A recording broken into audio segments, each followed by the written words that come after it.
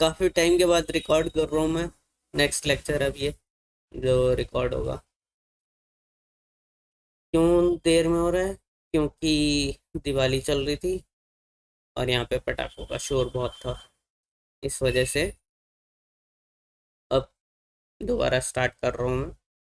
अब से videos almost regularly आएंगी, मतलब जो इंटरवल पे आती हैं हफ्ते के, सेम वही पेस पे रहेंगी। कोशिश करूँगा कि थोड़ा ज़्यादा अपलोड कर सकूँ, क्वेश्चंस वगैरह ढूंढूंगा और ज़्यादा, क्योंकि कुछ लोग तो हैं जो सब्सक्राइब भी नहीं करते हैं चैनल को, वीडियो को देख लेते हैं लेकिन सब्सक्राइब नहीं करते हैं। जैसे कि ये सिर्फ 48.8% लोगों ने सब्सक्राइब कर रखा है और बाकी 51.2% ने सब्सक्राइब ही नहीं किया। उनको लाल वाला बटन दिख ही नहीं रहा है या फिर उनसे दब नहीं रहा है। तो इस वीडियो में था कि हम स्ट्रिंग कैसे इनपुट लेते हैं। बेसिक्स मैंने ऑलमोस्ट सारे कवर करा दिए थे, मैंने स्ट्रिंग इनपुट लेना पहले भी बताया है। अब दोबारा इसलिए बता रहा हूँ क्योंकि उसमें एक दिक्कत आती है। जो स्कैनफ से इनपुट लेते हैं तो वो स्पेसेस काउंट नहीं करता है, जहाँ पे उसे स्पेस दिखता है वो वहीं पे उसको बंद कर देता है इनपुट लेना। फॉर एग्जांपल अभी मैं दिखा देता हूँ क्या कहना चाह रहा हूँ मैं। तो मैंने अभी यहाँ पे गेट्स फंक्शन लगाया था, इसकी जगह पे हम स्कैनफ लिख लेंगे। स्कैनफ यहाँ पे कर देंगे हम %s, क्योंकि स्ट्रिंग के लिए है। यहाँ पे आ जाएगा एंड का साइन और ये हो जाएगा। सेव करते हैं हम और रन करते हैं। तो अब मैं अपना नाम दे दूंगा आयुष, ANSAL बंसल। तो इसने क्या किया है, यहाँ पे आयुष से इसने इनपुट ले लिया है और इसके बाद इसे ये बीच में एक स्पेस मिला, तो इसने यहीं पे बंद कर दिया इनपुट लेना। तो भले ही मैंने यहाँ पे पूरा लिखा है आयुष बंसल, लेकिन उसने इनपुट सिर्फ आयुष लिया है और उसके बाद उसने कुछ इनपुट नहीं लिया है। तो यहाँ पे उसने सिर्फ इतना ही डिस्प्ले कर दिया क्योंकि इतना ही स्टोर हुआ था।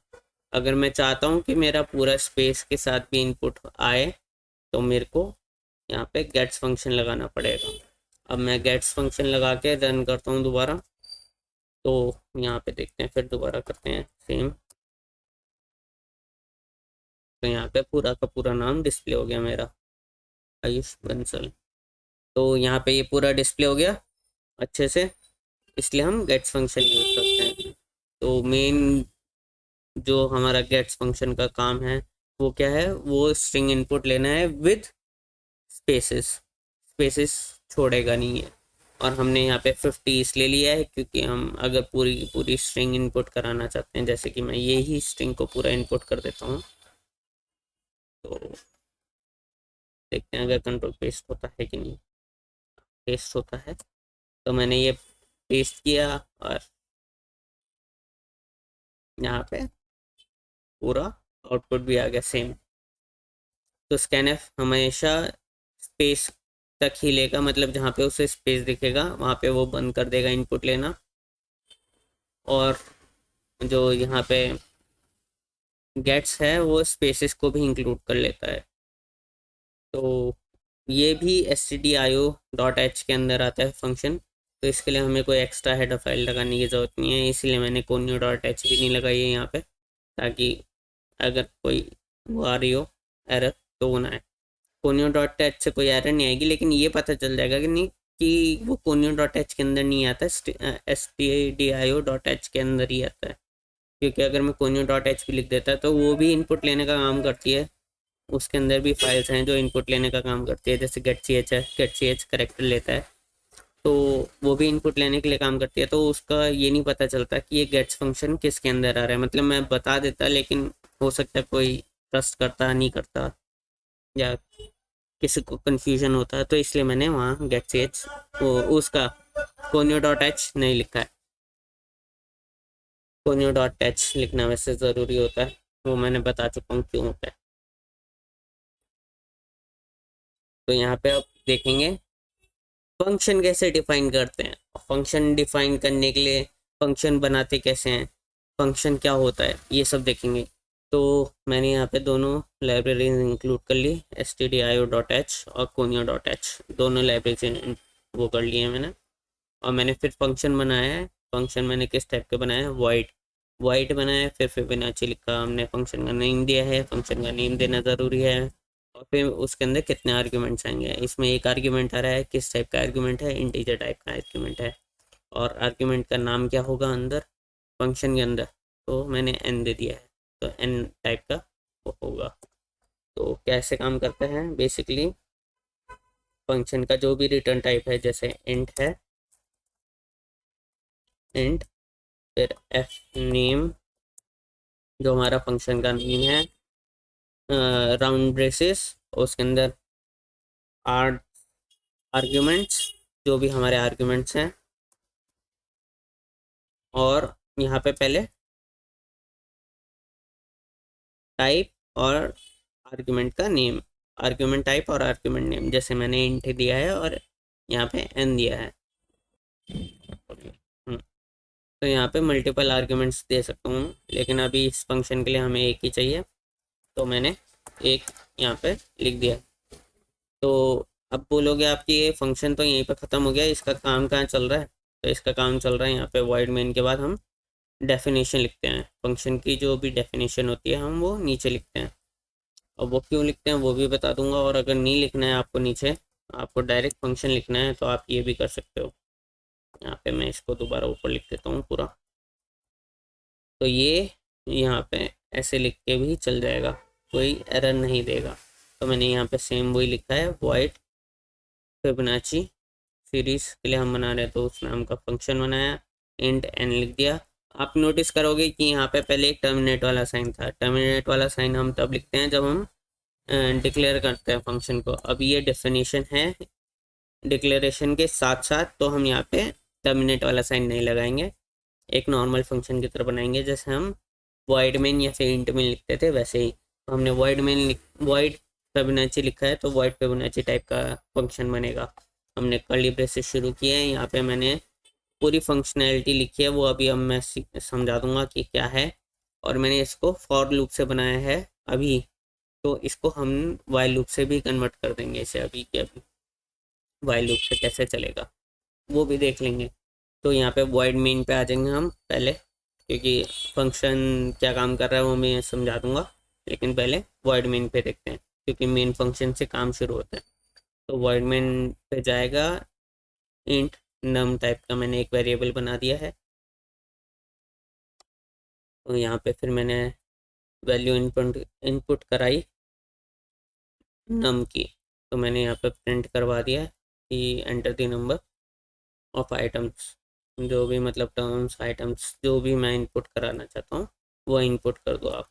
तो फिर मैंने उसको फंक्शन को कॉल किया है, जो ऊपर मैंने नाम दिया था सेम वैसे ही नाम दूंगा। अगर मैंने कैपिटल में लिखा है तो कैपिटल में, अगर स्मॉल केसेस में लिखा है तो स्मॉल केसेस में।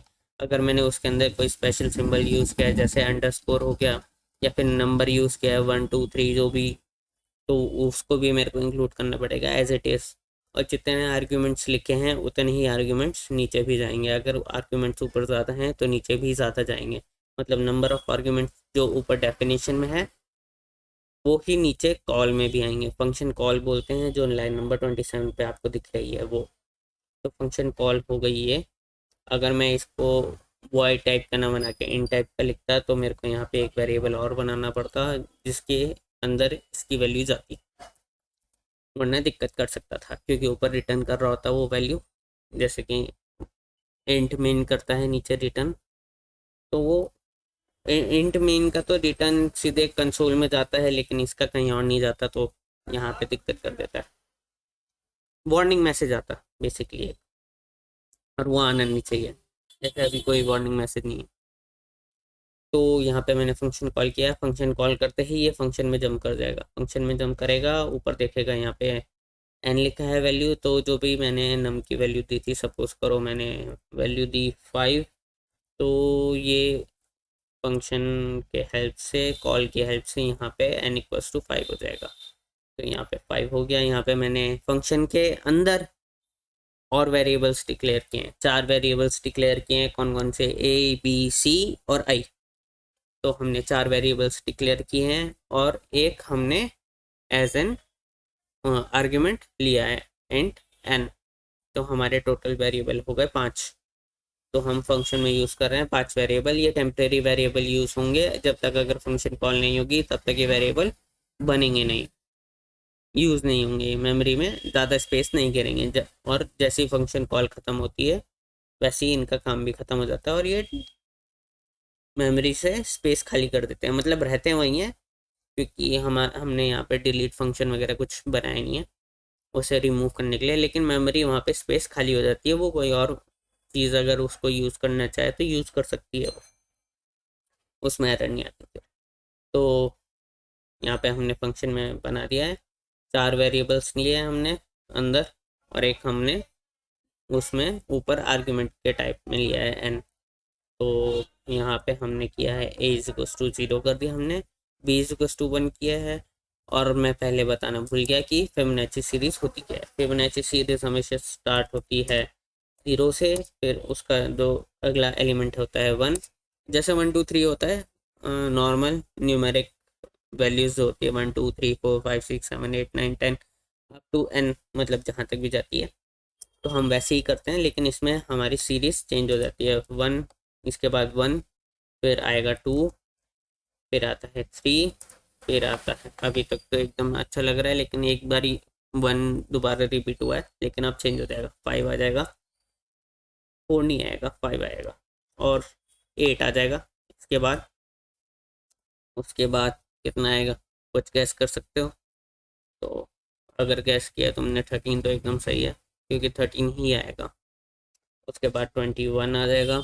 अब देख रहे होगे आप इसमें क्या हो रहा है, पहले 0 प्रिंट हुआ है, फिर 0 प्लस 1 प्रिंट हुआ, फिर 1 प्रिंट हुआ है, फिर 0 प्लस 1 प्रिंट हुआ यानी कि 1, फिर 1 प्लस 1 प्रिंट हुआ है 2, फिर 1 प्लस 2 प्रिंट हुआ है जो कि आया 3, फिर 3 प्लस 2 प्रिंट हुआ है जो कि आया 5, फिर 5 प्लस 3 प्रिंट हुआ 8, और 8 प्लस 5 13, 13 प्लस 8 21, ऐसे चलता जाएगा ये। तो यहाँ पे तो ऐसे हो रहा है। तो इसे बोलते हैं हम फिबोनाची सीरीज। तो इसको ही डिस्प्ले कराने के लिए और n नंबर तक चले, क्योंकि हम प्लस तो कर नहीं सकते। अब मैं अगर यहाँ पे 20 एलिमेंट्स दे दूंगा तो कहाँ तक प्लस करते रहूँगा मैं। तो उसके लिए अगर मेरे को उसको सिंपल बनाना है तो तब मैंने ये किया है इसमें।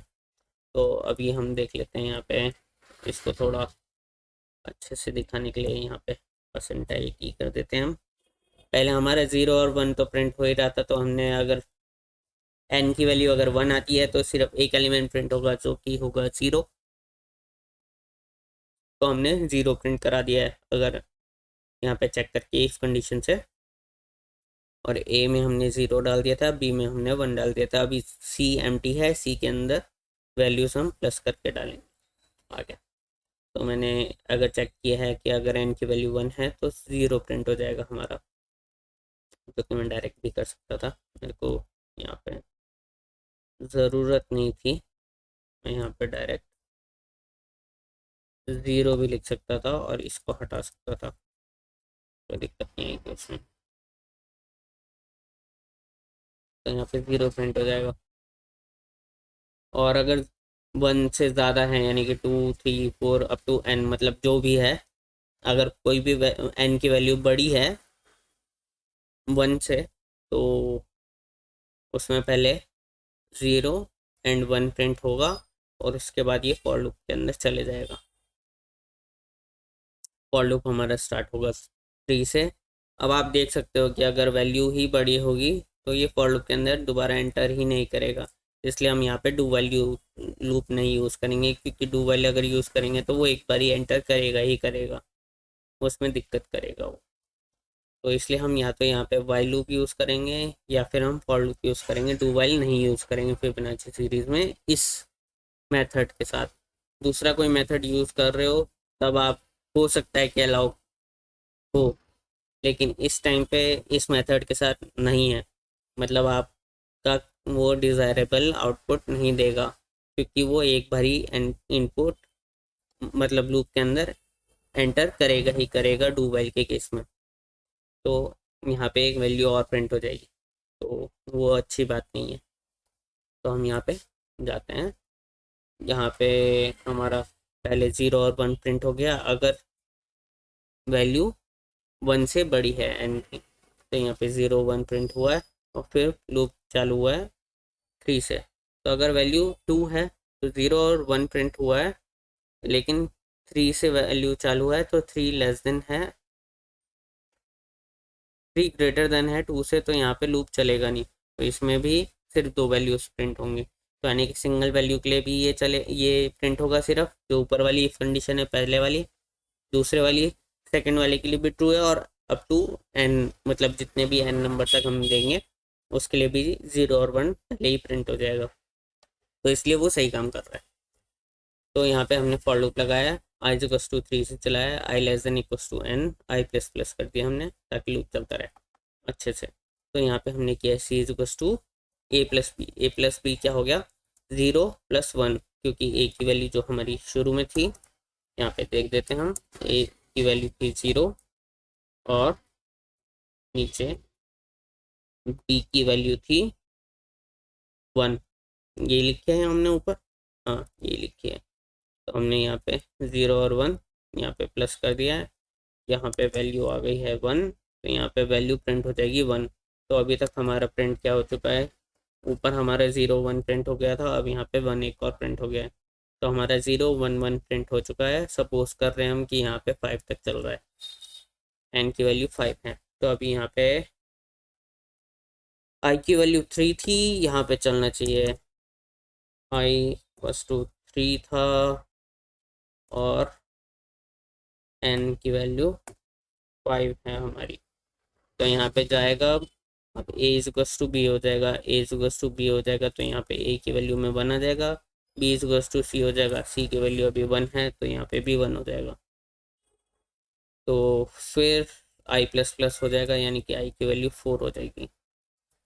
आई की वैल्यू हो गई 4। अब यहाँ पे होगा ए plus B, A plus B कितना हो गया, 1 + 1 2, तो यहाँ पे 2 आ गया। तो अभी तक हमारी 3 वैल्यूज प्रिंट हो चुकी हैं, अब ये फोर्थ वैल्यू प्रिंट हो रही है। तो यानी कि अभी तक हमारी 0 1 1 ये प्रिंट हो चुका है, अब 2 प्रिंट हो जाएगा यहाँ पे जैसे कि यहाँ पे आया है, और फिर ए इक्वल्स टू बी हो जाएगा, यानी कि यहाँ पे दोबारा 1 आ जाएगा और यहाँ पे 2 आ जाएगा। तो यहाँ पे फिर दोबारा आई प्लस प्लस है, तो यहाँ पे 4 की जगह 5 आ जाएगा। चेक करेगा लेस देन है, नहीं है, इक्वल टू है, हाँ है, तो लूप दोबारा चलेगा हमारा। लूप चला, यहाँ पे दोबारा प्लस हुआ, 1 + 2 हो जाएगा, तो यहाँ पे वैल्यू आ जाएगी 3, यहाँ पे प्रिंट हो जाएगा 3, और हमारी टोटल नंबर ऑफ आउटपुट्स कितने आ गए, 1 2 3 4 5, टोटल आउटपुट आ गए 5। और अगर हम ये डू वाइल से करते तो एक बारी और चलता, क्योंकि हम लास्ट में चेक करते हैं उसमें कंडीशन, तो एक बारी और चलता तो वो 6 आउटपुट्स दिखाता है, जो कि नहीं होना चाहिए। हम 5 तक चला रहे हैं तो 5 तक ही चलना चाहिए। तो यहाँ पे फिर यहाँ पे जाएगा ए इक्वल्स टू बी हो जाएगा, यहाँ पे वैल्यू 2 हो जाएगी, और सी की वैल्यू 3 थी तो यहाँ पे वैल्यू 3 आ जाएगी। तो लास्ट में वैल्यू क्या होगी, सी की वैल्यू 3 थी, सी की वैल्यू 3 हो जाएगी, बी की वैल्यू 3 हो जाएगी, ए की वैल्यू 2 हो जाएगी। अगर हम यहाँ पे बाद में प्रिंट कराते हैं ए बी और सी की वैल्यू, तो वैल्यू 2 3 3 आएगी, ए बी और सी रिस्पेक्टिवली। तो ऐसे चल रहा है ये लूप। तो लूप हमने देख लिया, एग्जीक्यूशन हमने देख लिया, एग्जीक्यूशन नहीं देखा है हमने, अभी वर्किंग देखी है कि कैसे काम कर रहा है। अब इसका आउटपुट भी देख लेते हैं एक बारी हम, आउटपुट देख के पता चल जाएगा कि यही आउटपुट आना चाहिए। हमने 5 तक चलाया तो हम 5 तक ही देखेंगे कि यही सेम आउटपुट आ रहा है कि नहीं आ रहा है, क्योंकि सेम ही आएगा, क्योंकि मेरे को पता है मेरा प्रोग्राम सही है। तो आउटपुट देखो क्या आया है, 0 1 1 2 3, सेम आउटपुट, 5 वैल्यूज, 5 तक लूप चला और एकदम सही आ गया। सपोज करो मैं यहाँ पे 22 देता हूँ, तो ये 22 वैल्यूज हैं, तो कब तक मैं प्लस करते रहता, इसीलिए लूप बनाया और इसीलिए प्रोग्राम बनते हैं, ताकि हम कैलकुलेशंस और टास्क जो कि हम रिपीटिव टास्क करते हैं उसको हम बोरिंग ना बना के इसमें कर सकते हैं। तो इसीलिए ऐसे करते हैं हम काम। तो क्वेश्चन आता है कि वाइल से कैसे करेंगे, इसे वाइल से करेंगे। हाँ, तो इसको पहले चेंज कर देते हैं जो जैसे हमने किया था।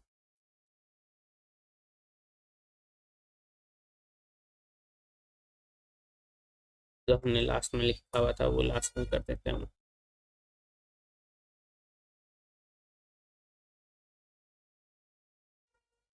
हम्म, तो अब देखो, ऊपर मैंने डिक्लेरेशन कर दी और नीचे डिफाइन कर दिया, सेम वही फंक्शन नीचे कर दिया बस मैंने उसको, जो ऊपर लिखा था हमने सेम नीचे कर दिया है। अब नीचे क्यों किया है, क्योंकि हमारे प्रोग्राम जो आगे होते हैं वो बड़े होते जाते हैं, तो हम ऊपर डिक्लेरेशन करते हैं। डिफाइन जो हम नीचे डिफाइन हमने कर रखा है फंक्शन को, वो हम दूसरी फाइल में भी कर सकते हैं, उसमें कोई दिक्कत नहीं आएगी, उसे बस हमें कनेक्ट करना पड़ेगा। उसका अलग मेथड होते हैं नीचे। प्रोग्राम देखने इजी रहते हैं क्योंकि मेन फंक्शन के ऊपर सारे डिक्लेरेशंस होते हैं, तो हम डायरेक्ट उस फंक्शन पे जंप करके देख सकते हैं कि कौन सा कहाँ पे क्या कोड है और किस कोड में क्या एरर आ रही है, तो हम डायरेक्ट देख सकते हैं। मेन फंक्शन लिखा जाता है मेन फाइल के अंदर, बाकी फंक्शन अलग फाइल में होते हैं, सेव डिक्लेरेशन मेन फाइल के अंदर होते हैं बाकी फंक्शंस के। तो यहाँ पे हम देख सकते हैं हमने फंक्शन के ऊपर डिक्लेरेशन में क्या अंतर है और डेफिनेशन में क्या अंतर है। हमने यहाँ पे टर्मिनेट साइन यूज़ किया है, और जो हमने डेफिनेशन लिखी है फंक्शन में उसमें हमने यहाँ पे कर्ली ब्रेसेस लिखा और उसके अंदर जो फंक्शन की हमारी फंक्शनैलिटी है वो लिख दी थी हमने डायरेक्ट।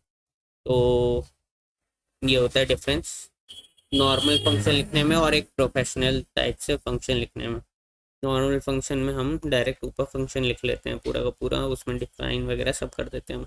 लेकिन हम अगर प्रोफेशनल उसमें जाएंगे तो हमें पहले ऊपर डिक्लेरेशन लिखना पड़ेगा, जैसे लाइन 3 में आपको दिख रहा है। उसके बाद हम मेन फंक्शन लिखेंगे, उसके बाद हम डिफाइनेशन करेंगे, मतलब हम पूरा फंक्शन डिफाइन करेंगे कि वो क्या वर्किंग कर रहा है कैसे कर रहा है सब कुछ। उसके बाद होता है मेन फंक्शन के बाद होता है, तो ये भी सेम आउटपुट देगा। तो यहाँ पे 12 0 1 1 2 3 5 8 13 21 34 55 89 सेम आउटपुट है। तो अब इसे वाइल लूप से कन्वर्ट कर देते हैं। अब वाइल लूप पे करने के लिए हमें क्या करना पड़ेगा, यहाँ पे आई की वैल्यू शुरू में ही देनी पड़ेगी, क्योंकि हम बाद में नहीं दे सकते हैं, क्योंकि यहाँ पे सिर्फ एक आर्ग्यूमेंट जाएगा जो कि आर्ग्यूमेंट होगा ये वाला, और यहाँ पे आएगा वाइल वाइल और यहाँ पे एक चीज़ और ऐड हो जाएगी, वो होगी आई प्लस प्लस और ये वाला साइन। तो ये भी सेम देगा, तो इसको हम करते हैं वन। रुक जाओ, यहाँ पे सेंट्रल टी दे देते हैं हम, सेव और रन और 12 0 1 2 3 4, मतलब जो भी 12 आउटपुट्स हैं जैसे 0 1 2 3 4 5, मतलब 12 आउटपुट्स हैं, टोटल 12 हैं और नंबर है 0 1 1 2 3 5 8 13 21 34 55 और 89। हम ज़्यादा भी दे सकते हैं 12 से, तो अब देखते हैं 12 से ज़्यादा देंगे तो हमें कितना होगा। सपोज करो मैंने 70 दे दिया, तो वैल्यू इतनी ज़्यादा चली गई है कि वो इंटीजर बाउंड में नहीं आएगी, तो हमें दूसरे टाइप का वेरिएबल डिक्लेयर करना पड़ेगा, वो बहुत एडवांस है, तो वो छोड़ दो आप, वो डिस्प्ले ही नहीं हो रहा है इसमें, क्योंकि इंटीजर हमारा एक स्पेसिफिक रेंज तक नंबर डिस्प्ले कर सकता है, तो हमें वो लॉन्ग टाइप में बनाना पड़ेगा अगर हमें उससे ज़्यादा डिस्प्ले कराना है तो। बिग लॉन्ग ये अलग अलग वेरिएबल टाइप हैं। कुछ सी में यूज़ होते हैं, कुछ जावास्क्रिप्ट में भी यूज़ होते हैं। अलग अलग चीज़ें हैं, अलग अलग उसके हिसाब से। तो इस वीडियो में हमने क्या देखा, हमने देखा कि एक स्ट्रिंग कैसे इनपुट लेते हैं विद स्पेसेस। विदाउट स्पेसेस हमने देख लिया था, क्योंकि वो हमारा नॉर्मल स्कैनफ से हो रहा था, लेकिन हमारा स्पेसेस नहीं आ रहे थे उसमें, इसलिए मैंने इसमें गेट्स फंक्शन दिखाया। तो हम गेट्स फंक्शन यूज़ करेंगे अगर हमें स्पेसेस भी दिखाने हैं स्ट्रिंग के अंदर। हमें स्ट्रिंग अगर लेनी है विद स्पेसेस तो हम गेट्स फंक्शन यूज़ करेंगे। गेट्स फंक्शन किस लाइब्रेरी का हिस्सा है, stdio.h लाइब्रेरी है, उसके अंदर आता है, उस हेडर फाइल के अंदर गेट्स फंक्शन आता है। और हमने देखा फिबोनाची सीरीज़ के हेल्प से कि हम फंक्शन डिफाइन कैसे करते हैं, डिक्लेयर कैसे करते हैं। यूज़र डिफाइन फंक्शन होता ही है जो ऊपर लिख रखा है मैंने,